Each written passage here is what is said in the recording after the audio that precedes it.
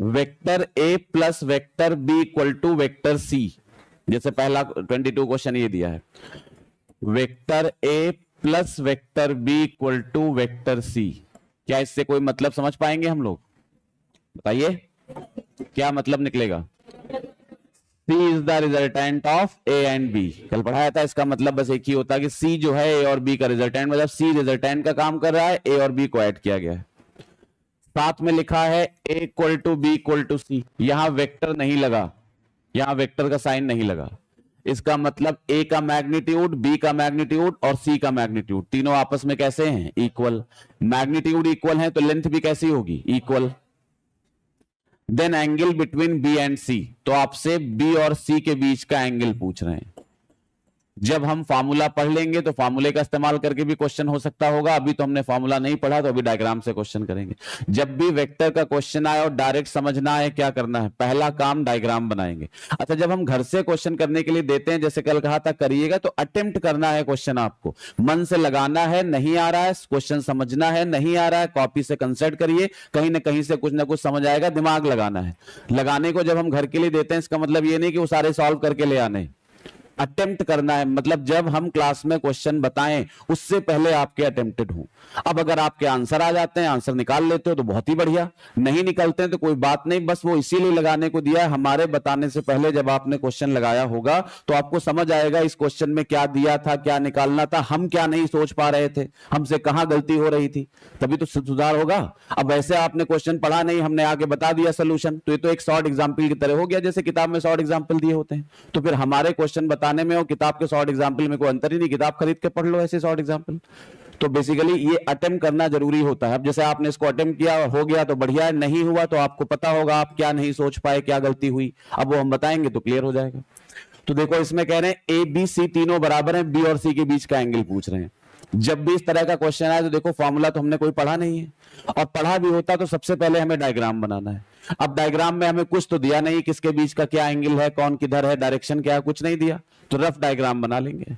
अब एक rough diagram बनाते हैं अपने मन से जो समझ में आए।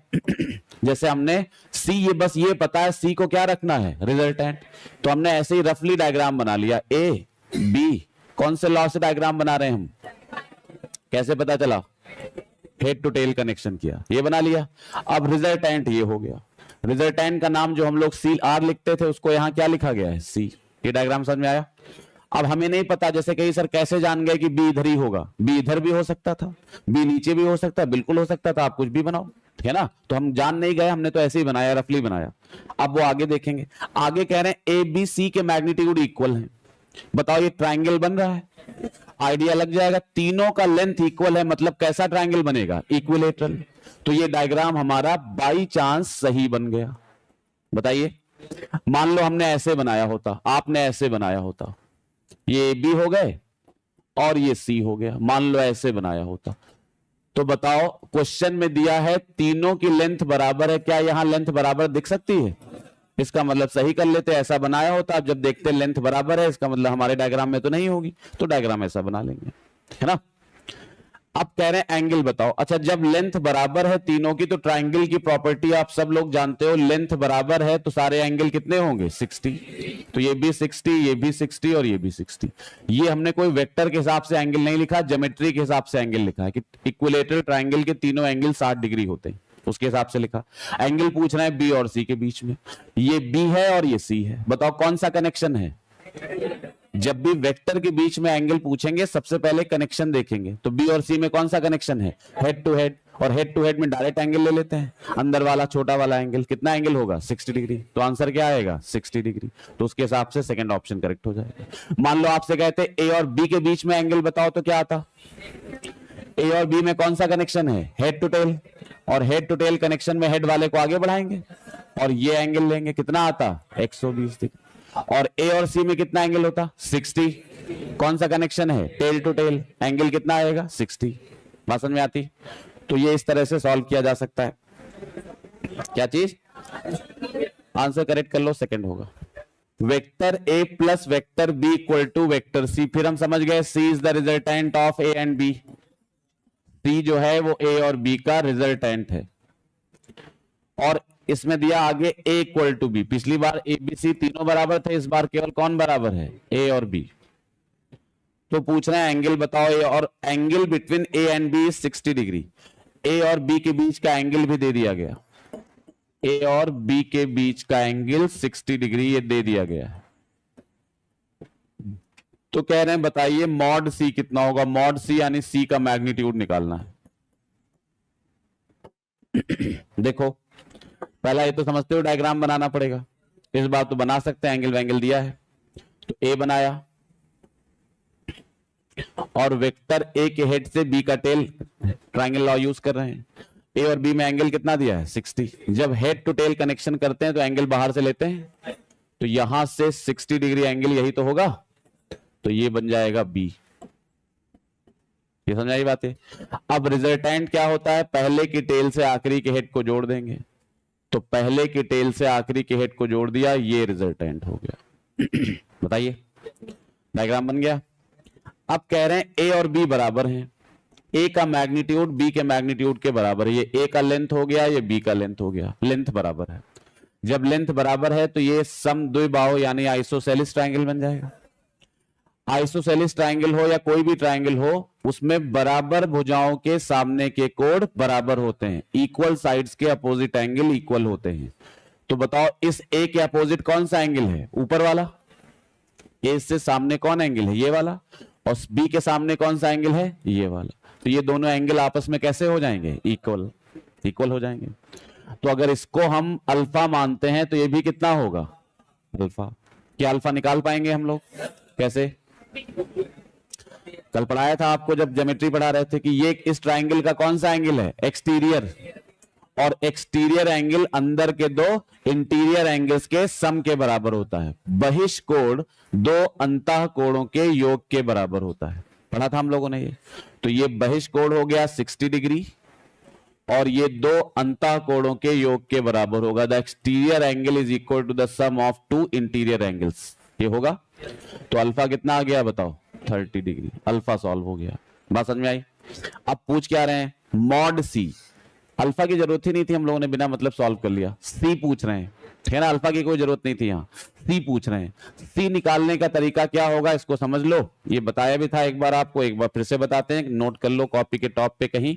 कोई आइसोसेलिस ट्रायंगल बना हुआ है इस तरह से, समद्विबाहु त्रिभुज, आइसोसेलिस ट्रायंगल।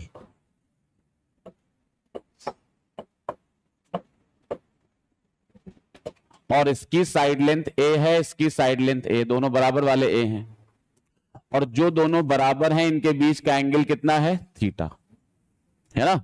मतलब दो साइड्स इक्वल हैं और जो इक्वल साइड्स हैं उन्हीं के बीच का एंगल कितना है, थीटा।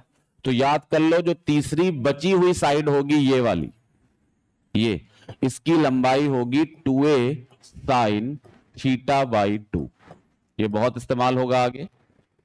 अगर किसी आइसोसेलिस ट्रायंगल में दो साइड्स इक्वल हैं और दोनों के बीच का एंगल थीटा है, तो जो तीसरी बची हुई साइड होगी उसकी लंबाई होती है 2a साइन थीटा बाई 2।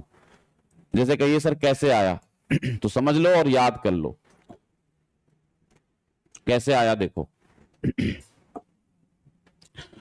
हमें ये वाले साइड की लंबाई a पता है, ये वाले साइड की लंबाई a पता है, ये वाला एंगल थीटा पता है। आइसोसेलिस ट्रायंगल में ये प्रॉपर्टी होती है कि वर्टेक्स से सामने जो हम परपेंडिकुलर खींचते हैं, ये क्या ड्रॉ किया हमने, परपेंडिकुलर, ये सामने वाली साइड को दो बराबर भागों में विभाजित करता है, बाइसेक्ट करता है, इसको बोलते हैं बाइसेक्ट करना, दो बराबर भागों में विभाजित करना, बाइसेक्ट करना। ये प्रॉपर्टी होती है आइसोसेलिस ट्रायंगल की, और ये इक्विलेटरल ट्रायंगल में भी होगा। सामने वाले वर्टेक्स यानी शीर्ष से परपेंडिकुलर डालोगे तो ये इसको दो बराबर हिस्सों में बांट देगा। मतलब अगर ये वाले हिस्से की लंबाई x मान रहे हो तो इसकी लंबाई भी क्या होगी, x। बात समझ में आती। साथ में एंगल भी आधा आधा बढ़ जाएगा, तो अगर पूरा एंगल थीटा है तो ये आधा, अगर थीटा बाई 2 है तो ये आधा भी कितना होगा, थीटा बाई 2, है ना। अब कुछ राइट एंगल ट्रायंगल दिख रहा है आपको, ये राइट एंगल ट्रायंगल दो दिख रहे हैं। अब राइट एंगल ट्रायंगल में ही तो हमें सब कुछ करना आता है, Pythagoras theorem sine cos tan लगाना। बताओ इसमें पाइथागोरस थ्योरम लगाने से x सॉल्व करना है हमको, पाइथागोरस थ्योरम लगाएं या साइन कॉस लगाएं, बताइए। पाइथागोरस थ्योरम के लिए दो साइड पता हो, एक अननोन हो, तो पाइथागोरस थ्योरम लगाते हैं। यहां हमें एक साइड पता है, एक एंगल पता है, तो बेशक बेटर क्या रहेगा, साइन लगा दें। साइन ऑफ थीटा बाई 2 लगाएं, ये वाला एंगल पता है, इसी का साइन ले लेंगे। साइन थीटा, थीटा के सामने ये क्या होगा, परपेंडिकुलर, ये क्या है, हाइपोटेन्यूज। साइन थीटा होता है परपेंडिकुलर अपॉन हाइपोटेन्यूज, यही होगा। परपेंडिकुलर की लेंथ हमने कितनी मान ली है, x, तो उसकी जगह x लिख देंगे, और हाइपोटेन्यूज कितना लिया है, a, उसकी जगह a लिख देंगे। क्या x सॉल्व हो गया, क्रॉस मल्टीप्लाई कर लेंगे, तो x कितना आ गया सॉल्व होकर, a sine theta by 2, x निकल आया। ये बात समझ में आई।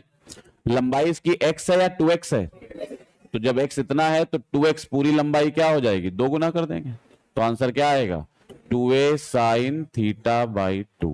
अब बार बार आपको डिराइव नहीं करना, सीधे आंसर याद करना है। क्या याद करोगे, अगर किसी ट्राइंगल की दो साइड्स इक्वल हैं और उनके बीच का एंगल थीटा है, तो तीसरे साइड की लंबाई होती है 2a साइन थीटा बाई 2। याद हो जाएगा।